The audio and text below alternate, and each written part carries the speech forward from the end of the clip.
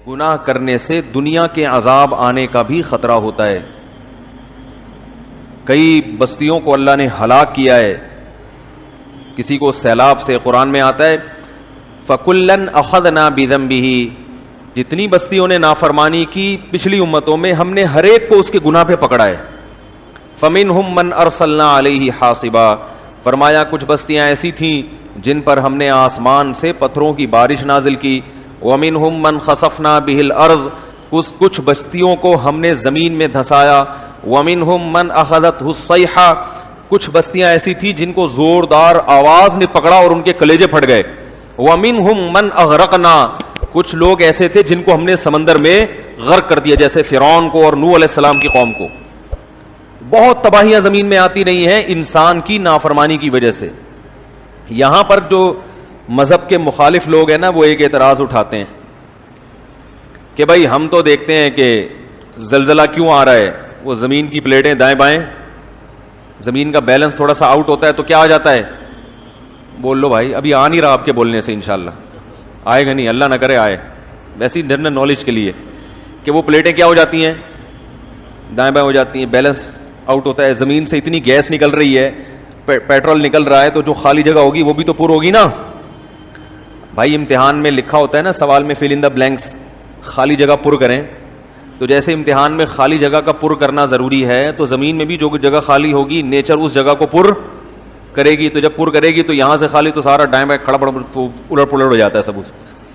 تو وہ کہتے ہیں جو زلزلے آتے ہیں یہ کوئی اللہ کی نافرمانی تھوڑی, تو ایک سائنٹیفک حقیقت ہے اس کی. اسی طرح سمندری طوفان سے اللہ ڈراتے ہیں, تو وہ کہتے ہیں سمندری طوفان کوئی قدرتی حادثہ تھوڑی ہے, یہ تو سائیکلون بنتا ہے, ہوائیں دائیں بائیں سے ہوتی ہیں تو ایک جگہ جا کے ٹکرا کے وہ موو ہونا شروع ہوتی ہیں. تو جب ہوائیں گھومتی ہیں تو سمندر کا میٹر بھی گھوم جاتا ہے. ظاہر ہے ہوا پانی کو چلاتی ہے نا, تو وہ سائیکلون بنتا ہے. وہ سمندر میں کوئی چھوٹا سائیکلون تو بنے گا نہیں, کیونکہ ہوا بہت ہوتی ہے. تو وہ جب بنتا ہے تو ہوتے ہوتے جب کنارے پر آئے گا, تو کنارے پر جو بھی شہر آئے گا, جو بھی گاؤں آئے گا, جو بھی بستی آئے گی, وہ اس کو ہٹ, بولو بھائی, کرے گا. کہتے ہیں وہ تو ہٹ کرے گا, اس کا گناہوں سے کیا تعلق, کیا خیال ہے بھائی. اسی طرح سیلاب آ جاتے ہیں, اور وہ ایک دلیل یہ بھی دیتے ہیں کہ دیکھو زیادہ تر تو نیک لوگ ہی تباہ و برباد ہو رہے ہیں. جب یہ زلزلہ آیا تھا بالا کوٹ میں, تو بعض لوگوں سے ہم نے سنا کہ یار جتنے برائیاں دوسرے علاقوں میں ہو رہی ہیں وہ بالا کوٹ میں تو ہو نہیں رہی, وہ تو بیچارے گاؤں کے دیہات کے سیدھے سادے لوگ ہیں, وہ پورے تہس نہس ہو گئے, اور لاہور اور کراچی بچا ہوا ہے بھائی. تو اس طرح کی باتیں بھی لوگ کرتے ہیں.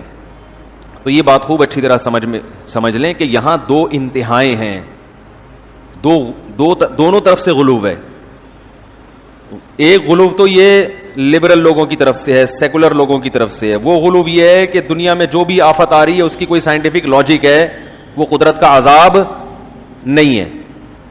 اور ایک طرف غلو یہ بھی ہے کہ جو کچھ بھی ہو رہا ہے وہ اللہ کا عذاب ہی ہو رہا ہے. میں سمجھا پا رہا ہوں اپنی بات.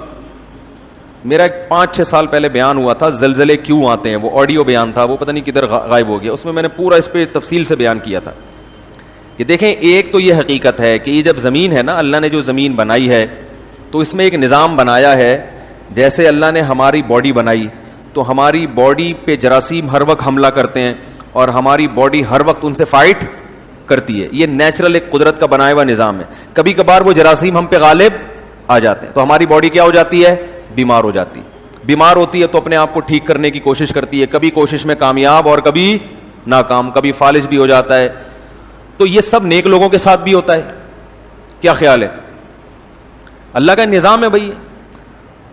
ابراہیم علیہ السلام نے قرآن میں کیا کہا, وَإِذَا مَرِضْتُ فَهُوَ يَشْفِينِ, جب میں بیمار ہوتا ہوں تو مجھے اللہ شفا دیتا ہے. تو یہ بھی تو ایک حادثہ ہے نا باڈی کے ساتھ. تو جیسے انسانی باڈی کے ساتھ حادثہ ہونا ہمیشہ اس کی علامت نہیں ہے کہ اللہ کا عذاب آ رہا ہے, تو ایسے ہی زمین کے پر بھی مختلف قسم کی آفتیں ہر وقت حملہ کرتی رہتی ہیں. زلزلے بھی, قرآن کہتا ہے کہ ہم نے زمین کے بیلنس کو برقرار رکھنے کے لیے بڑے بڑے پہاڑ اس پہ ڈال دیے ہیں جو میخوں کی طرح گڑ گئے ہیں.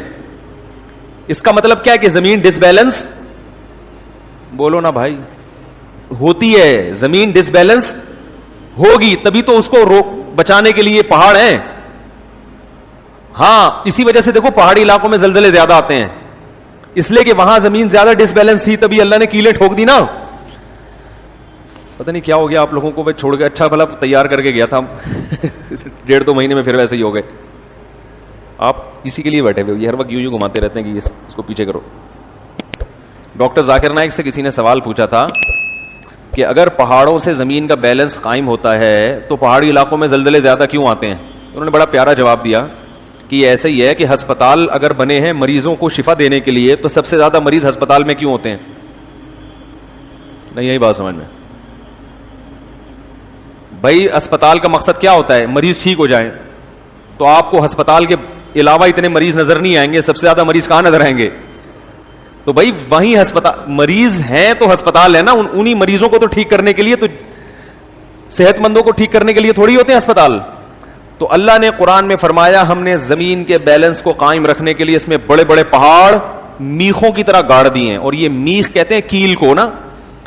تو یہ بھی ایک سائنٹیفک حقیقت ہے کہ پہاڑ جیسے کیل جو ہے نا, جب ٹھوکی جاتی ہے تو اس کے جڑ زیادہ اندر ہوتی ہے اوپر سے کم. تو یہ پہاڑ جو ہے نا جتنے اوپر ہوتے ہیں اس سے زیادہ نیچے ہیں, ان کی جڑیں پھیلی ہوئی ہوتی ہیں, پورا ایک پہاڑ ہوتا ہے جو اندر دھسا ہوا ہوتا ہے. دیکھو اللہ نے کیسے 1400 سال پہلے بتا دیا تھا کہ یہ کیل کی طرح ہے, یعنی اس میں اشارہ دے دیا کہ یہ اندر زیادہ ہے باہر کم ہے. تو اللہ تعالیٰ نے انہی علاقوں میں پہاڑ زیادہ قائم کیے جہاں ڈس بیلنس ہونے کا خطرہ زیادہ تھا. تو اگر یہ پہاڑ نہ ہوتے تو یہ بہت ہچکولے کھاتی زمین, لیکن اللہ نے وہاں پہاڑ ڈال دیے. لیکن کبھی کبھار ڈس بیلنس ہوتی ہے, کیونکہ اللہ نے یہ کہا ہی نہیں کہ میں نے اس کائنات کو بنایا تو اب اس پہ کوئی حادثہ ہی نہیں آئے گا. تھوڑا سا اللہ نے ایسا آپشن رکھا ہے کہ کچھ نہ کچھ. دیکھو اللہ ہمیں ایسا بھی بنا سکتے تھے کہ ہم بیماری لیس ہو جاتے بالکل. کیا خیال ہے؟ ہمارے جراثیم جو ہم پر حملہ کرتے, تو ہمارے جراثیم جو ان سے فائٹ کرتے وہ اتنے طاقتور ہوتے کہ ہمیشہ ان پہ غالب ہی آتے رہتے, پھر ہم کبھی بھی بیمار نہ ہوتے. لیکن اللہ کی حکمت نے اس کا تقاضا کیا کہ ایسا نہ ہو. کیوں تقاضا کیا وہ میں ابھی انشاءاللہ بتا رہا ہوں. ایسا کیوں کیا اللہ نے کہ تھوڑا سا رکھا ہے کہ بھئی کچھ حملہ بھی ہوگا.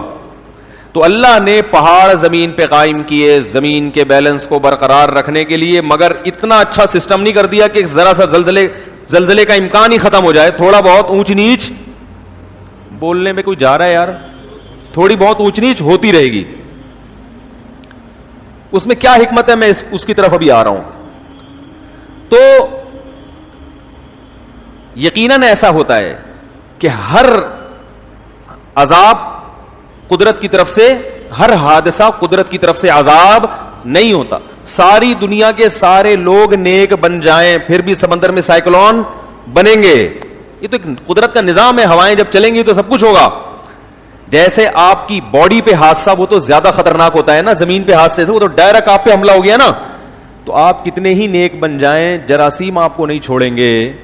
تو کتنے ہی نیک بن جائیں یہ قدرتی حادثے بھی آپ کی جان, بولو بھائی, نہیں چھوڑیں.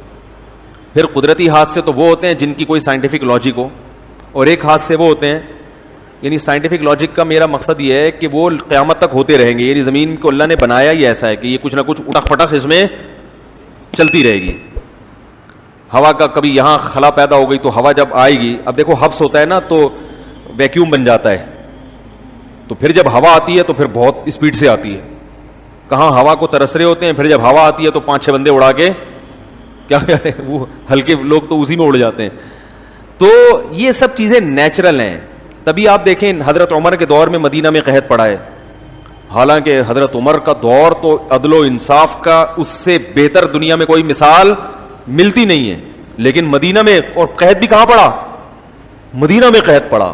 اتنے پیارے لوگ, اتنی بہترین حکومت, مگر قحط کی یہ حالت تھی کہ حضرت عمر نے حدود ساقط کر دی کہ چور کا ہاتھ نہیں کاٹا جائے گا. اس لیے کہ ایسے بھوک سے لوگ تڑپ رہے ہیں کہ بھائی ابھی بھی ہم چور کا ہاتھ کاٹیں تو ہو سکتا ہے بیچارے نے اپنا پیٹ بھرنے کے لیے کہیں چور, جان بچانا تو فرض ہے نا بھائی.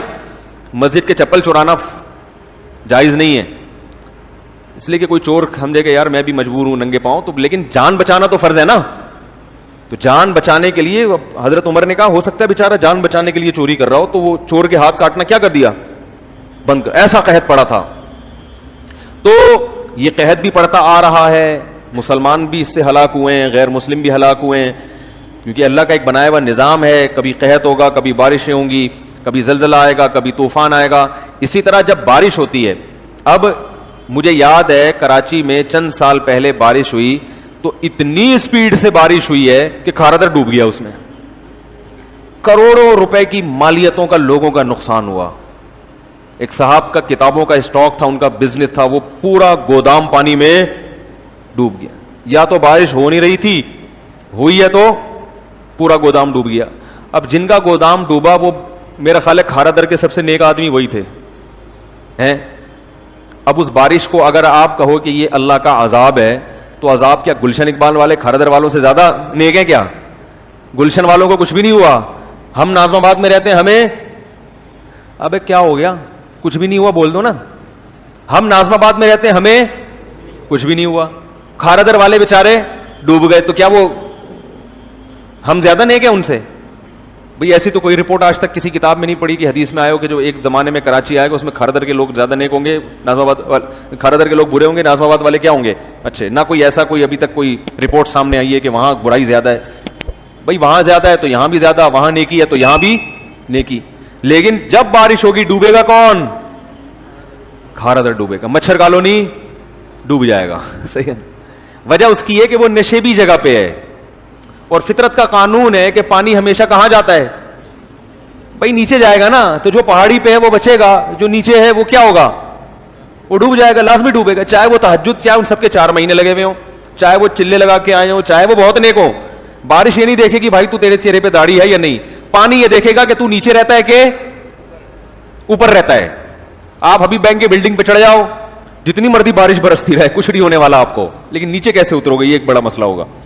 تو یہ جو ہے نا, تو کچھ مذہبی لوگوں نے بھی اس میں غلو کیا ہے. بعض لوگ خطیب ایسی تقریر کرتے ہیں جس سے یہ شو کرتے ہیں کہ ہمیشہ طوفان اور بارشیں وہ انسانوں کے بدعمالی کا نتیجہ ہوں گی. یہ بھی غلط ہے, اور یہ کہہ دینے کا کبھی بھی ایسا نہیں ہوتا, یہ بھی غلط ہے. عام طور پر تو یہ قدرت کا ایک فطرت کا قانون ہے کہ بارشیں برسیں گی, کبھی بے لگام بھی ہو جائیں گی, اور جب بے لگام بارشیں ہوں گی تو نشیبی علاقے ہمیشہ ڈوبیں گے اس میں. وہ اس لیے نہیں کہ وہ گناہگار ہیں, وہ اس لیے کہ تم نیچے رہتے کیوں ہو. تبھی یہ جو کچی آبادیاں ہیں, جو لوگ نشیبی جگہوں پہ رہتے ہیں, میں ان سے کہتا ہوں کہ بھائی دیکھو, اب بارشیں جب ہوتی ہیں نا تو ان کی جھوپڑیاں ٹوٹ جاتی ہیں, ذرا سی ہوا چلتی ہے ان کے خیمے اکھڑ جاتے ہیں. پھر لوگ کہتے ہیں یار دیکھو یہ بیچارے غریب لوگ, بارش تو اللہ کی رحمت ہے اور اس نے ان کے لیے عذاب بن کے آئی ہے. تو بھائی یہ ان کے لیے عذاب آپ کی اپنی حرکت کی وجہ سے بنی ہے, کہ جب آپ کو پتا ہے کہ بارشیں بھی ہو سکتی ہیں, تیز بھی ہو سکتی ہیں, ہلکی بھی ہو سکتی ہیں, اور 5-6 سال کے بعد کراچی میں بارشوں کا طوفان آتا ہے. ایک جھٹکا کراچی میں ہر چند سالوں کے بعد ایسا آتا ہے کہ وہ تباہی والی بارش ہوتی ہے. تو جب پتا ہے تو آپ کو خود بھی تو سوچنا چاہیے کہ نشیبی جگہ پہ بولو بھائی نہ رہیں, ہم ایسی جگہ پہ رہیں کہ اگر پانی آ گیا تو ہمیں کیا کرنا پڑے. یہ سب چیزیں پہلے سے انسان کو سوچ کے رکھنی چاہیے. اگر کوئی یہ سوچتا ہے کہ میں چونکہ بہت نیک ہوں تو بارش کا طوفان مجھے کچھ نہیں کرے گا, تو یہ بے وقوف ہونے کی علامت ہوگی. اللہ کسی کو بطور معجزے کے بچا لے تو ایک الگ بات ہے, لیکن اللہ کا قانون یہ نہیں ہے. طوفانوں میں, جو حادثوں میں بارشیں بھی ہیں, سیلاب بھی ہیں. اب جب سیلاب آئے گا تو دریا کے کنارے جو رہتا ہوگا وہ پہلے تباہ ہوگا, چاہے وہ 4 مہینے لگا کر آیا ہو تبلیغ میں, اور دوسرا نائٹ کلب میں رہتا ہوگا 24 گھنٹے, لیکن وہ دور رہتا ہوگا تو اس کی باری دیر سے آئے گی.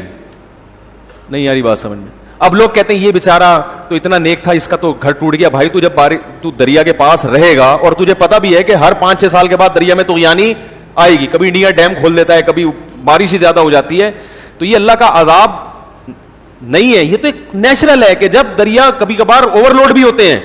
تو یہ تو حکومت کی ذمہ داری ہے, عوام کی ذمہ داری ہے کہ جب اوور لوڈ ہوگا تو پہلے سے اس کا انتظام کرے. قرآن میں ہے نا خذوا حذرکم, اے ایمان والو اپنے بچاؤ کی تدبیر پہلے سے کر کے رکھو, ہے نا قرآن میں. اگر صرف نیک اعمال کافی ہو انسان کو بچانے کے لیے تو پھر اللہ یہ کیوں کہتا کہ اپنے بچاؤ کی تدبیر پہلے سے کر کے رکھو؟ یہ کیوں کہتا اللہ تعالیٰ؟ اللہ کہتا بس نماز روزے میں لگ جاؤ, پھر بے شک برساتی نالے کے پاس گھر لے لو, میں تمہاری تہجد کی برکت سے تمہیں بچا لوں گا.